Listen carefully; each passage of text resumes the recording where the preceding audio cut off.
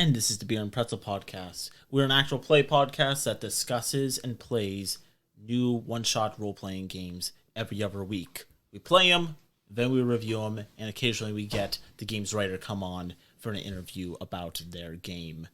My name's Austin, and this is the rest of the Beer and Pretzel podcast. We're here to wrap up our season arc of Og, the Caveman RPG, made by, I believe it was Robin D. Laws.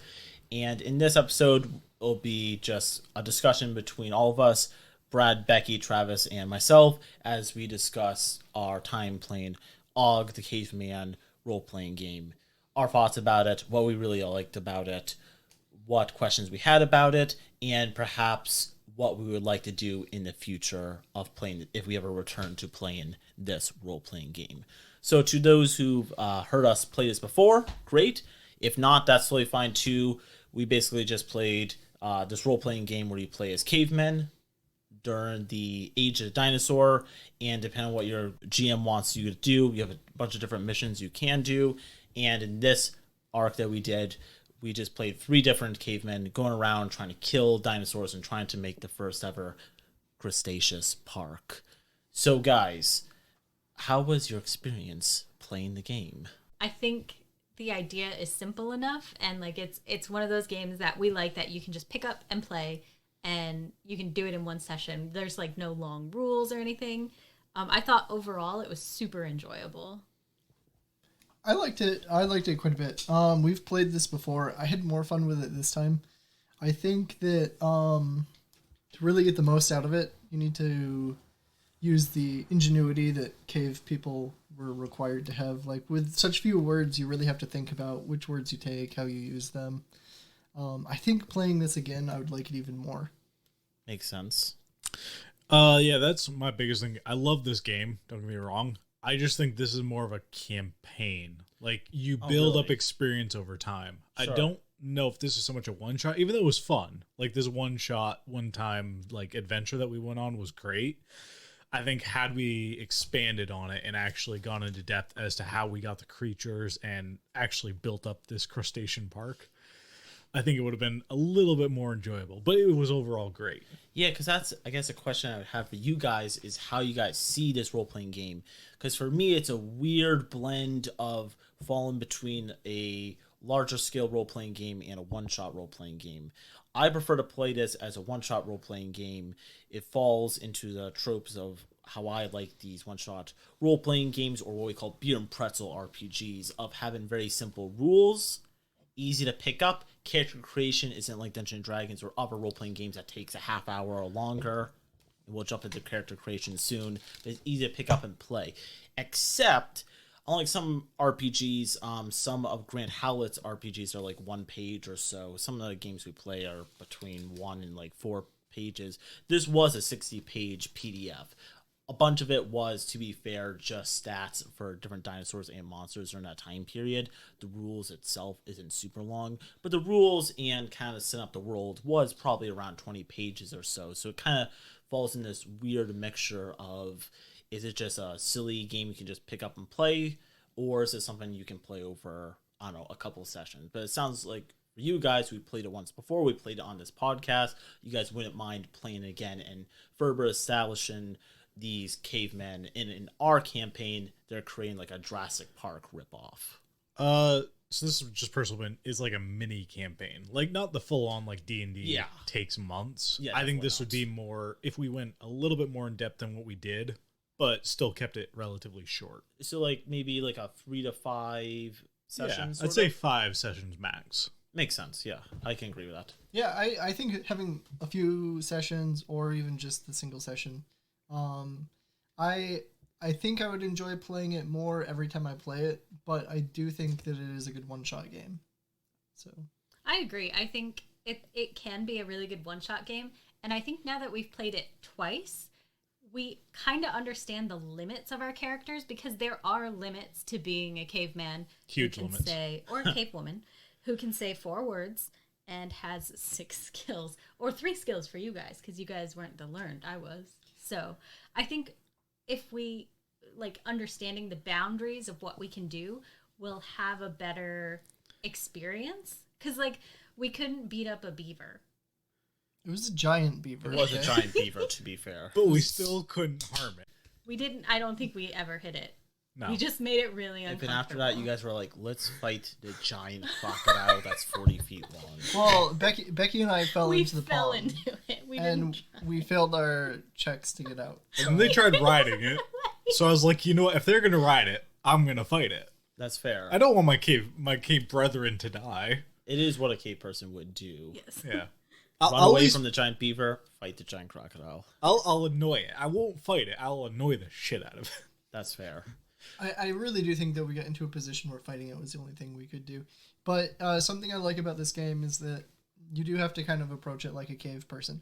How would a cave person beat the T-Rex? Well, they probably would run away from the T-Rex. So That's something kind of interesting, is that you're a cave person and most things around you can eat you or will eat you, and only by teaming up together can you guys beat it. And there is, while this game's combat is simple enough, you roll just for combat and for just any skill, you roll a single dice, a 5 or a 6 succeeds, unless you're skilled in it, then a 3, 4, 5, and 6 succeeds.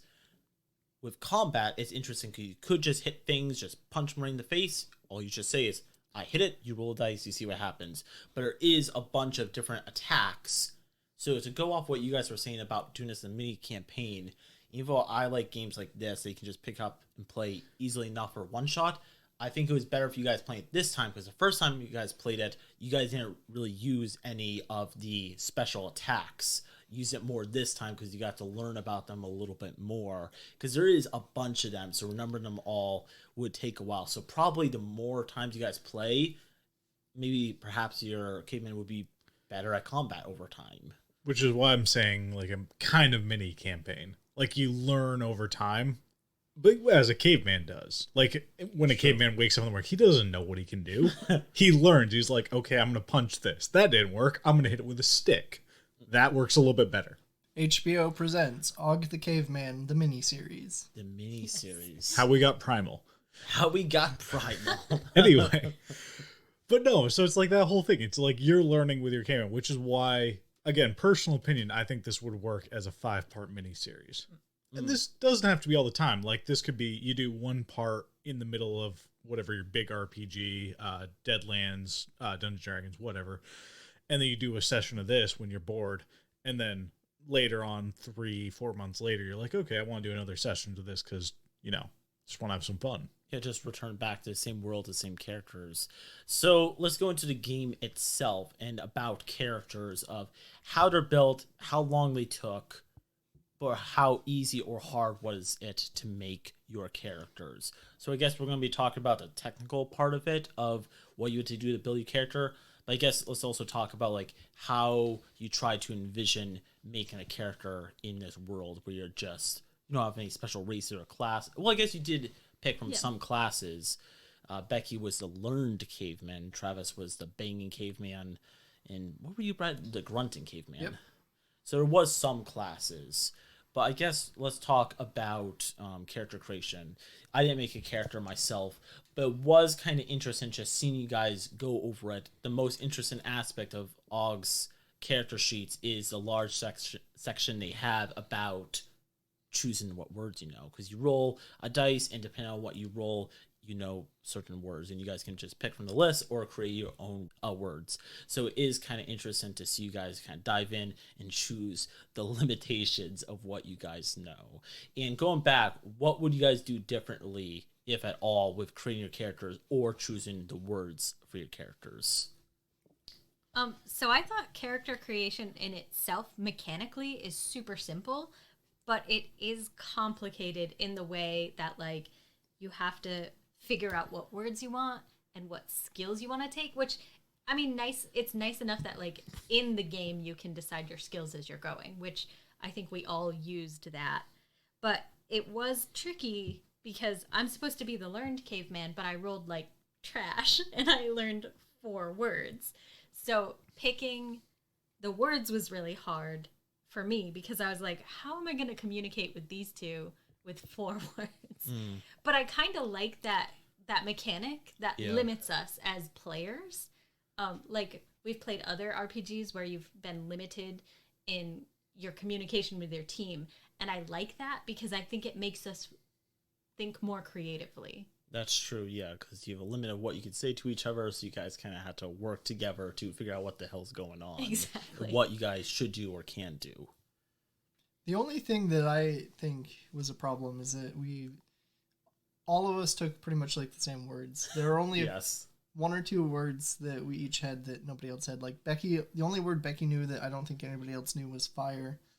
The only word that I think the only words that Travis knew that nobody else knew were food and Harry. And then I guess I did know a few more. I knew shiny, go. I think those are the only two words I knew that nobody else. Oh no, Becky knew go. So I only knew shiny. So perhaps going back, if you guys created new characters, probably what would be best if you guys worked together to, make characters that had a variety of words you guys could actually say instead of the same words. But again, that's also the challenge because you're acting like a caveman, and cavemans communicate. They're probably going to know the same words. That's true. That's true. Yeah, you guys probably all would know thing, stick, boom, or whatever. I mean, the learned one should or probably would know more or different ones. But other than that, like all the other relatively stupid, let's say cavemen, would know the same words because they're communicating. Fire, rock, hungry, whatever. So that was kind of nice. The only thing I wish to an extent is like over time, maybe you could learn an extra word. Like over time, you're like, okay, I've created a new word. It's fire. If you didn't know that beforehand. Sure. Yeah. So just going off what I remember from reading the book, there isn't a lot from what I remember about expand these characters, leveling up. There might be, but it just is off what I remember. But once again, this game isn't meant to be a long campaign sort of role-playing game. But you're probably right that unless the game already says so, it would be kind of cool if you guys learned maybe one more word. Your level up at the end of the night would just be learning one more word. Yeah, or a new skill. Yes. So I guess we talked a little bit about words. You roll a dice. I think it's like a D6 plus 2 or D6 plus 4 for the smart caveman. And then you choose those words. If you want, you can make up your own word, be able to substitute 2 words for that one word that you make up. I guess let's talk about what I think is a very interesting mechanic. Instead of D&D, where you choose your skills right from the beginning, those are the skills you have. Skills, abilities. In this, you have abilities that kind of work like skills, but there's an interesting mechanic about how they work. So I want you guys to talk about that in your opinion on how it works.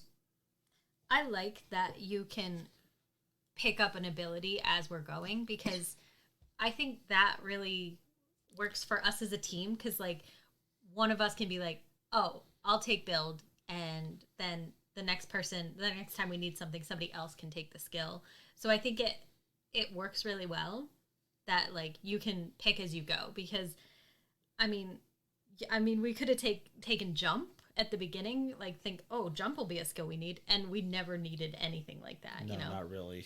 I really like that because it feels like how a group of cave people would discover talents at skills. Because, like, okay, what if we come to a river and there's no way across and none of us know that we can swim. So one person is just like, oh, I'll try this. And they try swimming across the river and they find out, oh, yeah, I can swim. Or, oh, shit, no, I can't swim. Help me. Which, going off that, in this, when you roll D6, if you roll 1, you forget how to do something. Your caveman basically just freezes like a deer looking to the headlights, and it's basically the critical fail of this, where you just roll 1 and you just forget how to do something. In combat, it might mean you just forget in your next turn, or otherwise it's just kind of like a big oof moment where you just screw up badly. Yeah, you forget how to swim. Brad forgot how to run away. That happens too. And that's one of the skills you guys know automatically, because all cavemen know how to run away, except for you guys. Except for us. Well, I don't think we forgot. I think we were just paralyzed with fear, maybe pooping ourselves. Just a little bit. Travis, did you enjoy how the abilities were set up? Or yeah, no, I do. Unique. Yeah, it's unique. I like it. Is where you can kind of learn it over time. Again, it's a whole thing. I do wish, like, if you have the level up ability, or well, a level up like mechanic, that you could learn a new skill after this. But like the fact that you can kind of choose on the fly, like what skills, so you're like, okay, I just happen to know how to build a house when you need to build a house, is kind of useful to an extent. But also at the same time, like we were never always like right next to each other. So even though I knew how to build a shelter, let's just say not a house, but a shelter, and these two were all fighting an alligator, I'd be like, oh, I can build a shelter, take a nap, But these two are off like, I can't run away. I'm going to get eaten. Yeah. So it's convenient and inconvenient at the same time. Jumping in on that, I'd also say this might be a game where it would be helpful to have a few extra character sheets prepared. It seems like it would be really easy to die in this game. Yeah. So it might be nice to say like, oh, Brad, your character Rocco died here, play some other generic caveman name. Yeah. So like having each person have a backup character for should the event happen where they forget how to run away.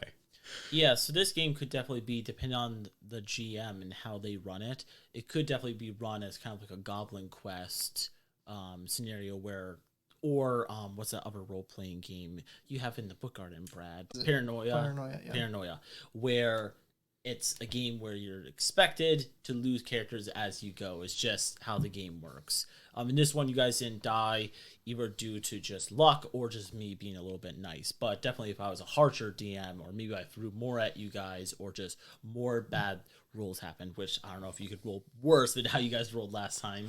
We can always roll worse, Austin. That's true. You can get straight ones across the board. It could have been a total party kill. We forget how to do everything. Yeah, but I feel like unlike Dungeons and Dragons, you wouldn't have been upset if you lost your characters in this. No.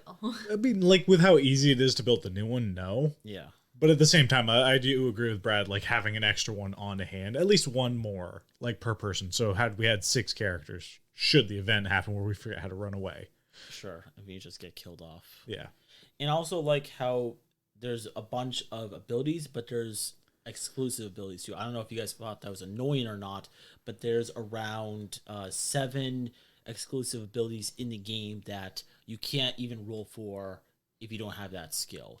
Every other ability you can try, there's only a 1 in 3 chance you will succeed if you don't have the skill, but with exclusive abilities you can't even try. Someone has to have that ability to even attempt to do it. Those abilities are like build or fire, swim, throw, and learning about weather. Was that an annoying feature, or does that make sense within the world and making it not too easy?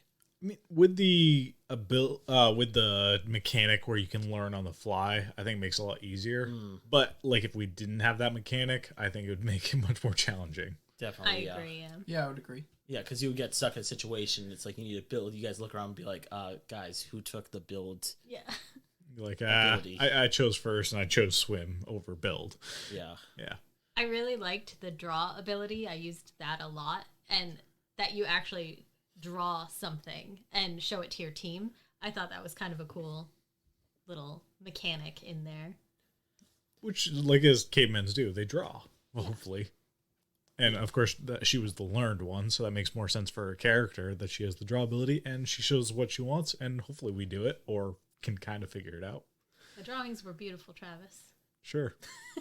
They were stick figures. Creating characters isn't too difficult. It took like you guys probably like 5 to 10 minutes just to envision and put everything down on paper. It kind of depends on how much you care about your character. Like, I literally just came up with the name Unga Bungaloo on the fly.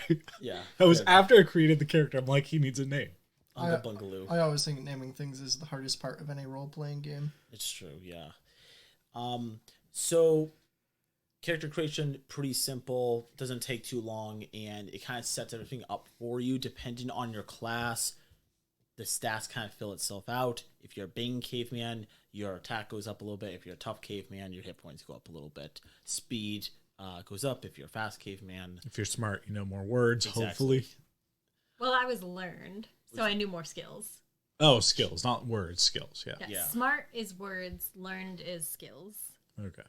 Except Brad had the one unique character, which is the Grunting Caveman, which is kind of the funny character that you can kind of turn luck for you or sometimes against you. Hey, it worked out pretty good for me. Yeah, you like I mean, jet skied across the lake off of the giant beaver's head. On a flat rock. Yeah, it was. he did, but he also forgot how to run away.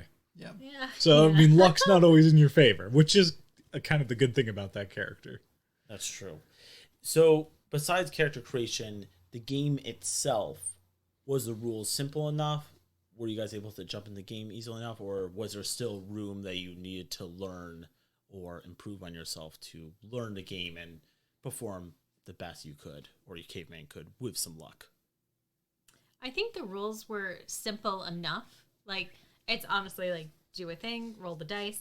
And this time, I actually, when we were going over it before we started recording, you were going over all the fight stuff. Yep. I wrote it down on my paper. So I had it right here so I could like look through it while we were going over when we were in a fight. And I thought that was probably better this time around, instead of just trying to remember what to do. Just having a physical copy of what we could do in front of me helped me come up with things to do. You know, like try to give a purple nurple to a giant beaver. Yes, that was fun, which you guys failed. Which we failed. Which would be kind of But had we succeeded, that would have been awesome. That would have been pretty awesome, yes. What other games have we played, or is this totally different than any of our role-playing game that we've played so far? Have you played anything like it? Of course, you're not going to find someone that's identical to it, but anything close in mechanics or how the humor or tone of the game is? Character building, I will say it's in its own unique category. Sure. But as far as mechanics, it's kind of like Goblin Quest. It's like you figure it out. What can you do? Yeah. And other games like Goblin Quest, which we've played. It's just like, yeah, you figure it out over time. You ask the DM something and they're like, yes or no, or maybe. And you try it and you're like, okay, I succeed this time. Maybe not the next time. That I kind of like. But as far as character building, it's in its own unique game set.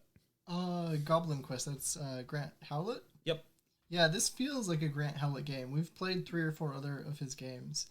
And this feels like it could fit right in. Like every Grant Howlett game has that like one theme, like in Goblin Quest, or not theme, but maybe mechanic, I don't know. Like a one concept, I guess. Like Goblin Quest has that you have the family of goblins that you jump right in after one dies, and mechanically it's very simple. There's Honey Heist and Havoc Brigade that we've also played on this podcast. And those have their own concepts. Like Honey Heist has the concept of like bear or criminal and like going back and forth in the spectrum. And again, it's very mechanically simple. This game is just as mechanically simple as those, but the concept of this is like the words and the abilities. So learning or things like that. So it really feels like this could be one of his games. Yeah, honestly does. The only thing if he went more in depth on a game. It went more, yeah. It's a larger rule book. It goes into it more. But Honey Heist is just one single page. Goblin Quest did get its own little mini book, but yeah, this game goes into, especially stats of monsters, much more. Both games are very good in their own right, though, of course. This is like the ultimate combination of Honey Heist and D&D. Yeah. It kind of is, yeah. Honestly. Because you're about as smart as a bear. Yeah. Yeah. If you stupid simplify D&D, this is it. Fair enough. I also thought it was kind of Goblin Quest-esque in the fact that we were these soft, squishy little cave people that... Everything's stronger. Like, everything is stronger than us. And we're just, like... Even a beaver. Trying to do stupid things, you know? Because, like, goblins are always trying to do stupid things. And us cave people were trying to set up, basically, Jurassic Park. Yeah. But again, that was our choice. Like, how we did things. How we skateboarded across the lake. Yeah. I mean, that is partly us, like, being like, let's do stupid Let's shit. try it. If it works, it's awesome. If it doesn't, we tried. Yeah. So what questions do you have about this game? Kind of like just questions about it in general that maybe we can talk about, or kind of like questions if we were interviewing the game's writer, would you have about it? So for me, my question as a DM would be, why are there so many abilities? There's I think 15 or so attacks, and there's 20. Is there really 20 attacks? Wow. So there's a lot. Oh, attacks. I'm sorry, not attacks. Not abilities. Yeah, abilities. So there's 20 different or 15 or so different attacks, opportunistic strike. Becky talked about how she could have gave Beaver a purple nurple. There's disarm, cower, chest thump, grab, lure, and these all do different things. And they make combat more interesting than if you just roll the dice to try hit it. And then if you hit it, you do 1 damage. If you don't, of course, you don't do anything. My only question would be this kind of question to you guys sort of, is having all those abilities, and it worked much better this time because Brad and Becky and Travis was kind of able to go off them. You guys wrote down everything, but it was at the beginning a lot to write down. It almost seems like it's too much. I don't know if that's something intentional or maybe not. It does spice up combat more, but it does seem like a lot to learn. And maybe this goes more to what Travis is saying, that this game works better, maybe learning over time so you can kind of master. You don't need a list anymore. You remember all the different abilities of what they do. I will agree with you writing it down, because I think I used your cheat sheet that you had personally. I think writing it down would help. But again, that's something, DM to DM. Do you want your characters to learn over time, or do you just want them to know they can give a beaver a purple nurple? Or do you want them to be like, I'm going to try to give the beaver a purple nurple, and if it works, oh well. If it doesn't, well, shit happens. You just make the beaver uncomfortable. Yeah, which we did. So it's that whole thing. It's up to the DM, but at the same time, it's a cool mechanic to implement, like to imply that it could happen. I think it is interesting that there's so many different attacks. I feel like they could be boiled down into like 4 or 5 different types of action, but I do like the uniqueness of each one. Like, I feel like some of them kind of do things that are somewhat similar. So like you could have one base attack and say I'm punching it, or I am doing an opportunistic strike or reckless swipe or things like that. And like the way you describe it, maybe it has a modifier or something. I don't know. But it does seem like a lot to remember, but I also think that with the fact that you don't really level up, it's good to have that variety. Yeah, that makes sense. And also, do you not want to say on record that you gave a beaver a purple nurple? Yeah, I enjoyed when I did my skull thickness demo and I punched a hole through its beaver dam. That poor beaver.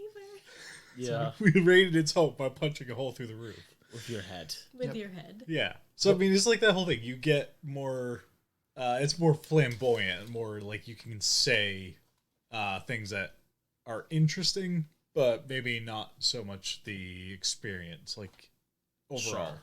And I think it lends to the sense of humor of the game. Like, just the skull thickness test and the purple nurple. Yes, and a lot of these are kind of like dumb, silly things. They help your characters, but they're a little silly, but that kind of just adds to the theme of the game. Whatever questions do you guys have about the game? I have one question that's kind of multifaceted. The first part is, why is combat so lopsided? When you fight almost anything, you feel, or I felt like we were at a huge disadvantage. I think I know the answer to that, but the other aspects of my question are, is there meant to be more of like human on human combat? Because I feel like that would be less of a disadvantage. Sure. And, because it just comes down to how your GM runs it. I ran it with no human-on-human attacks, but you guys pretty much only went up against dinosaurs and large creatures that were bigger than you, who had around, or most likely they had more hit points and they did more attacks and had more damage. We fought a dead fish. That's true. Oh, and the third facet of my question is, because I'd asked, why is combat so lopsided? The third part of that is, are you really meant to fight those larger creatures? Exactly. It's just more of a survival game using combat as a last resort, which is totally fine. There's plenty of good horror survival games, and that's what this could very be. I force you guys to do more combat to capture these creatures and put them in a Jurassic Park-like scenario. And of course, then you guys had a pet alligator, a dead fish, like a broken seagull or something. No, we had a megalodon. Yeah, we caught the megalodon. Kinda. He ate a person. To go off what Brad was saying, because Brad and I have discussed this before, you were saying that, well, one, maybe you aren't supposed to be fighting these creatures, especially like a T-Rex. You should not fight them, or work together as cave people to come up with the best way to ambush, to kill these things like a cave person would at that point, which I think is a good thing. In Dungeons & Dragons, almost always, unless the DM really wants to make a combat unfair, anything you go up against, you're supposed to be able to kill. Even if it is actual dinosaurs. There's actual dinosaur stats in the game, T-Rexes, and you can fairly easy enough, unless they kind of rig it against you, kill those creatures. In this, T-Rex is going to kill you unless you find some genius way to take it down. But to go off against what you said is that maybe you aren't supposed to fight it. Fight these things. It's more of a survival. If it's supposed to be like that, then why is there 15 different kinds of attacks? I was going to ask the same thing. Well, I mean, again, would you give a T-Rex a purple nurple? That's kind of what leads me to believe you're maybe fighting other tribes of cave people quite often. Or That's also, true. That's true. Again, a giant beaver. Because a giant beaver, you'd give a purple nurple over a T-Rex because omnivore versus carnivore. And also it's a lot bigger, but yeah. We did run into another tribe of humanoids, and I kind of messed that up, so we got the heck out of there as fast as we could.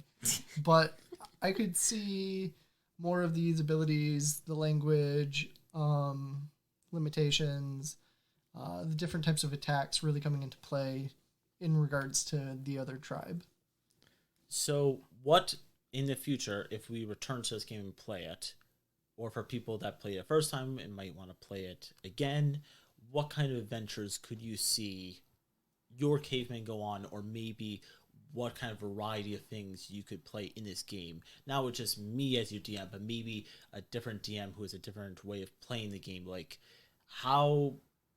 What kinds of things could you guys do in this world? How open is it? You're probably not going to have a adventure where a UFO crashes down and you guys are up against aliens. Or maybe that could be. That would be really fun. Again, that's the whole thing. That's up to the DM. The adventure is always up to the DM. But with how vague this is, the DM could create anything. We could fight aliens. We could fight a T-Rex. We could fight a giant beaver. It doesn't matter so much. It's we're probably going to be outmatched no matter what it is. Whether it's aliens, a beaver, or T-Rex. We're probably not going to win in that fight. But we can try. Or we can run away. Austin, next time we play, I want to play an entire campaign where we advance our cave people from through the Stone Age to the Bronze Age. Huh, that could be interesting. With the same cave people? Well, obviously they're descendants. We'll probably have to have new cave people. I think every session will be a generation. Yeah. Professor Og the Second. Professor Og the Second. Rocco the 15th. Exactly. Because they keep dying off. It would be interesting too. I guess we would have to make our own mechanic of advancing as a society. Yeah, we have to. Yeah. So Professor Og the Second would know all my abilities +1. Yeah, because he would pass down what he learned to the next generation. Yeah. That could be interesting and fun way to play the next session. It's just you jump ahead in time and play the Descendant who knows a little bit more, and that's the leveling up ability. Because maybe cavemen are just so worthless and useless, those particular cavemen can't level up. Sorry, Travis, what were you going to say? So this is going to bring me to my question of this game. Why is there no leveling up ability? There could be. I didn't read this whole document from top to bottom because it is 60 pages. Right. But I don't remember there being a level up feature from what I remember. With the exception of Austin being lazy. Why is there no leveling up ability? And because this character sheet has a set number of words. And yeah, we can create one, but we have to sacrifice 2, as you said before. Why is there not a whole selection of words that we could potentially learn in the future, abilities that we could learn in the future, fighting abilities that we could somehow learn in the future, even though I think there's plenty of fighting abilities with the exception of being able to use tools. That's fair.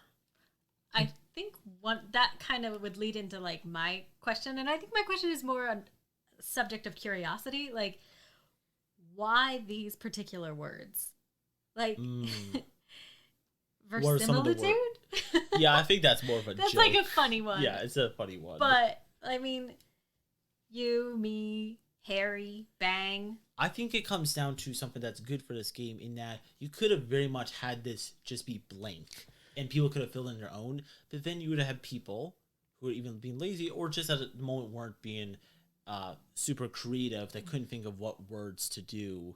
The only things that would come to your head would be complete sentences that would never work. I think by him writing it in this, it makes character creation much quicker. Yeah. And maybe by doing this, he did a strategy of what words would be good and kind of funny to play off each other. Yeah. But again, it's that whole thing. So you start off, as I know 5 words, somehow the smart one, or the learned one knows 4 words. It's that whole thing, but you should be able to pick your words. Even if it's just 5, you should be able to pick whatever kind of words you want. And again, it's your imagination of what you think a caveman would know. Yeah. Some of these I don't even think let's go for example, verisimilitude, if I'm pronouncing that right. Not a word a caveman would ever know. Even a learned one, smart one, whatever. When I was coming up with my my idea, I was like, I'm taking it. But then I only got 4 words, and I was like, I'm not taking it. Yeah. So this game could have had these words as an example, but they could have been like, you could also just pick any other word for one. It doesn't really matter. Yeah. But I'm going back to this. I'm actually happy how it's set up, because knowing me as a DM and knowing how with other players I might pick up, maybe adolescent boys, middle school boys, or whatever, if it's just 1 for 1, they would spend their points on like dick or balls or whatever. Something stupid like that. And then the campaign would just run, 2 people just run around going, dick, dick, penis, penis, balls. At least if they sacrifice 2 words for it, I'll be like, okay, you earned the right to say dick and balls. That's my opinion. So for me, I think how the words were set up are flawless for me. And the verisimilitude, or however you pronounce it, I think that's it's just a funny, stupid thing of like all these simple words in that one. Yeah, I don't have a problem with the words. I'm just curious in general why. Oh yeah, about why. It's just your kind of question. These particular words were picked. And my question for the game's writer, if we can get him on the podcast, would be, the one question I have is why that particular word of verisimilitude, of all the big, hard to pronounce words, why that one? I'm kind of curious about that. I think it's a concept that would be, I think verisimilitude is a concept that would be interesting to cave people, of like, is this thing really real or not? Because I feel like cave people are learning something new constantly, so like questioning the world around them and their place with the things around them. I think it actually makes sense. I think it is a funny word, but I think like the meaning of the word actually makes sense for cave people. And like that's the whole thing with this game. You have to be very open-minded, but you can still have fun doing that. Yeah, that's kind of the cool thing, is that all 3 of us had a different genre character. Like, you had the gunslinger. Brad was like the cool guy from the like 80s movies. Yeah. And then mine was the professor. So like none of those characters are like stereotypical cavemen, and I think that's important. Like, don't feel restricted to the fact that it's a caveman.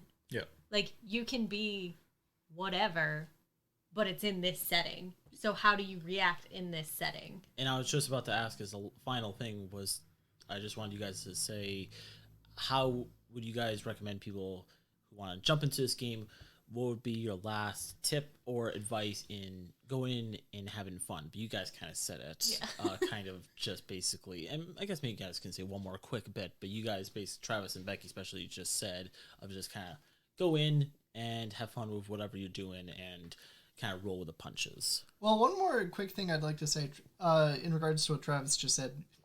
He said to keep an open mind, and I feel like that could also answer some of the questions we had, because like mine was, why is combat against these creatures so ineffective, and are we even supposed to fight them? But I mean, if you are really open-minded and you've got these words and these abilities, we could domesticate dogs, we could create weapons and tools, we could create ambushes. So I feel like there are solutions that make the combat more manageable. Definitely. It's just, a caveman with a stick against a T-Rex isn't supposed to win. But, yeah. Makes sense.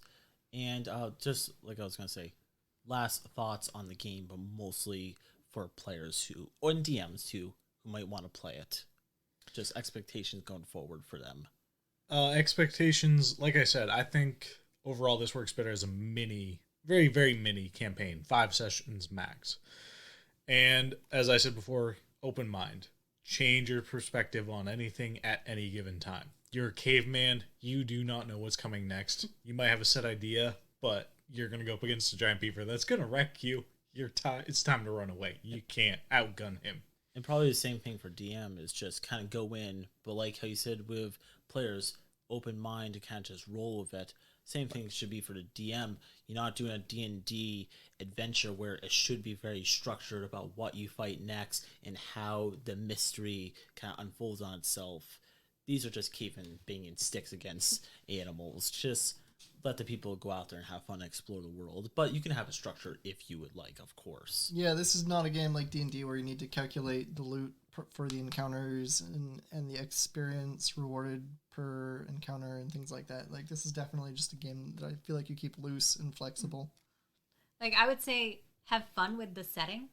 Like, have a couple ideas about, and don't be held down by, don't be restricted by anything in particular, Like you said, you had a mountain region and a swamp region and a forest region, but you didn't restrict it. Yeah. You also had Jurassic Park in mind, which was a cool concept, because Jurassic Park it was a dope concept. in Jurassic Park times, Yeah. cool concept, but again, caveman fighting Jurassic Park creatures, they're not going to win, probably. We somehow fenced in a megalodon. We got very lucky. Austin gave us everything we needed, though. Like, he told us the big shiny thing, or whatever the T-Rex's name was, smelled like fish, and that we could smell it when it was nearby because it ate our village's fish supply. Like, we could have fished, made a huge pile of fish, put it inside a cage, and then just closed it when it went in or something. So, I mean, like, we could have beaten the T-Rex. We could have done pretty much anything. It was up to what did we think of. And mostly we thought of hit it with a stick or hit it with a rock. Hit it with a stick and run away. Yeah. And also, it's a lot of our rolls. Like, again, if we build a cage, we have to roll relatively good unless we have the building ability, which not many of us had, if any of us. And it's like, if we're going to build it very well, do we really want to use it against the one and only T-Rex that's probably going to kill us once we release it? Or do we want to use it against a Megalodon that, he's kind of docile, Yeah, makes sense. I mean, he ate a kid, but... He did eat a kid. But then he was docile before and after that. So. He was definitely docile after. What would you guys like to the kid. see next for these characters if we came back to this? Okay, what I would like to see is, I don't know how familiar you are with older cartoons like the Jetsons or the Flintstones, but the Jetsons and the Flintstones once had a crossover, and you'd already mentioned a UFO crashing and fighting aliens. I would like the cave people to go into the future and interact with people from the 21st century, the far, far future, the year 2020. Oh, in COVID times, they have to wear a But with the mask? flying cars and all that stuff, that's obviously in the future, the far off future year of 2020. Of course. It's makes not the sense. real 2020. Not the real one, like the Blade Runner 2020. Yes. Yeah, makes sense. Trust, what do you want to see next time with these characters? Like, where do you think we could go with these ones? Considering we never actually completed, I want to see an actual Jurassic Park. Yeah, that's also a good. Because we had a Megalodon that was very unhappy. We had a pet alligator that was kind of docile, but still a dickhead. And then we had like a bone skeleton of a bird or a fish or something. It was a dead bird. Yeah, a dead bird. So I think we actually like complete it and maybe get like maybe 5 exhibits rather than 2 in a quarter. Yeah. Not even. Makes sense. Yeah, I would agree with Travis. I was actually going to say, I would like us to return to our Jurassic Park and maybe actually complete it successfully. Okay, I know how we can work the two ideas together. You know that Star Trek movie where they go back in time to save the whale? To save the whales, yeah. Okay, instead Star we're Trek gonna 4, I think. so we're gonna kill off the Megalodon or some other. No, we're gonna kill big shiny thing or whatever its name is, the T-Rex. But of course we need a T-Rex, and maybe that's the last T-Rex. So we go forward into the future to find people who can come back in time to clone it for us. Oh, yes. So it's a reverse Star Trek time travel. So reverse forward and then reverse back. Yes. Could you imagine trying to explain to the future people with our limited vocabulary what we want from them? That would be Would pretty be funny. so would be entertaining. Hilarious. Explaining how to clone a T-Rex. Hopefully at least one of us knows the word for shiny. But Because otherwise we'd be fucked. yeah. But mostly I'm just teasing. I would like to just play the Cretaceous Park. Oh no, I'm super into the alien thing though. Okay. Yeah, the no, that future you said thing. this. I do like Austin's idea of the UFO crashing, even Yeah. though he was like, this probably wouldn't happen. Yeah. No, this Let's- is Star That's a bad Trek. example. Let's We do throw Star some Trek. science fiction into this. Yeah. I'm Yeah. into it. But again, I'd also, as I said before, like a leveling up ability. Where maybe we level like one word or one ability over time. Like we're not going to know them the next day, but like in a few years' time. Especially if we jump to the future. Hopefully we'll learn at least one ability. Yeah, you most likely would at that point. You know what laser we should guns. I like laser guns. You know what we should throw in? Laser raptors. Laser raptors, yes. What Kung year is Fury this? time. It's the Viking Age. It's the Viking Age. Oh, that would explain the laser raptors. So stupid. But yeah, this was our review of Og, the Caveman role-playing game. The next role-playing game we'll be playing will be Inspectors, the Ghostbusters reality TV show crossover. You basically play as disposable reality TV show characters, and you guys are run some kind of Ghostbusters-like business. You're definitely replaceable.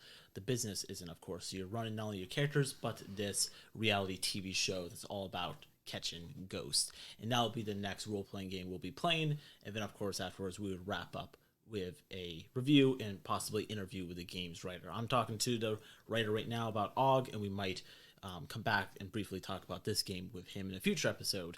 Also, speaking of episodes, we just launched our Patreon, which is helping us to pay for the hosting rights to have this podcast play everywhere, so you can listen to it and have fun with us and listen to us stumble through these role-playing games. I kept the tiers very minimum because don't want to take much money out of people, but if you don't mind supporting the show, we have a lot of things to give back to you. If you love the show, it would help support us, also give you something back. So we have 3 different tiers. Ones that give you the episodes early, so instead of waiting 2 or 3 weeks to get the entire arc, I'll be uploading them as just one complete episode, so you can get the whole episode at once. No waiting a week or so to get the next episode. Also, we'll have polls, so you can help vote on the next role-playing game that we'll be playing.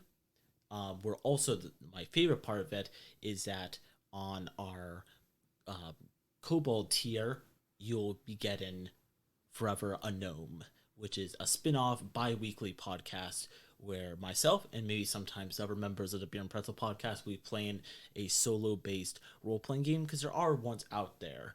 Of course, traditional multiplayer role-playing games are way more popular, but there are duet role-playing games, which are for 2 people, and there are solo role-playing games. So Forever a Gnome is going to be a podcast where I'll be sitting alone here in the studio, probably having some beers and just playing a game by myself and embarrassing myself. The first episode I'll most likely be doing is Derek, who wrote the Mouse role-playing game where you're on a motorcycle. Yep. Heavy Metal Thunder Mouse. He wrote a solo-based role-playing game that I'm going to be checking out soon, where you run a tavern by yourself. So it's a tavern run role-playing game, solo-based role-playing game. That'll be probably one of it. But if we get enough people to subscribe to the Patreon one, I will embarrass myself by playing the Beast Erotic Demon Fantasy solo roleplay game in the future. It's definitely not going to be the first one. It'll only be if we get enough people to do it. I would also like to issue a challenge to you, Austin, and you, Travis. If enough people sign up for the Patreon, I don't know what that number is, 5, 10, 50, 100. Sure. We'll figure it out later. But if enough people sign up, I would like the 2 of you to play the 2-player RPG Starcrossed, which is a romantic drama between 2 people who really, really want to, but just can't for whatever reason. You play it with a Jenga tower. Beautiful. So erotic. So romantic. Romantic dread. Hells yeah. So what happens if the tower gets knocked over? I think it's like, I don't know. I remember watching reviews and reading a little bit of the rules. I think that, like, as the scene goes on, you're building romantic tension between the 2 players. If it eventually breaks. Yep, it breaks the tension, and then you kind of move on to the next scene. Makes sense. So, yeah. Forever Gnome, we're going to have some fun one-shot, one-play role-playing games on that. I'll be playing mostly, but some of these guys will be playing it too. If it me be at one point, me and Travis will play, what's it called, Starcross Lovers? Starcross is, I think, the name. I've actually heard some good things about it. Some other podcasts play it just as kind of like a joke thing too. But I think it's supposed to be a good role-playing game as well. But we'll play that if we get enough people. We'll set an actual goal at some point. It's going to be a higher amount. We're not going to do it for nothing. We're not hoeing out for this. I'm trying to think of a nice way to say it, but that's what I'm going to say. There's no nice way. But yeah, this is the Beer and Pretzel podcast. Follow us. follow us on whatever platform you listen to this on. If you want to give us a review on iTunes, it'll help the podcast out. And of course, if you would like to subscribe to our Patreon, our lowest tier, which still gives you plenty of fun things back for supporting the show, is only $3 a month. So that's equivalent to a cup of coffee. So even if you just took out one cup of coffee out of your 30-day month, you can, give that to us instead of Starbucks, because screw Starbucks, honestly. They're horrible people there. But yeah, this is the Beer and Pretzel podcast. We'll see you next time with an episode of Inspectors.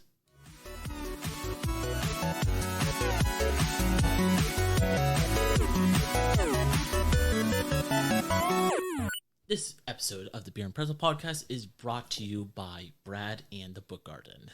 Just the Book Garden, really. But You are the Book Garden. yeah, I guess so. I guess I am. Yeah, Book Garden is Central Vermont's store for board games, role-playing games, Magic, and other card games. We've also got a great selection of books, comics, and graphic novels.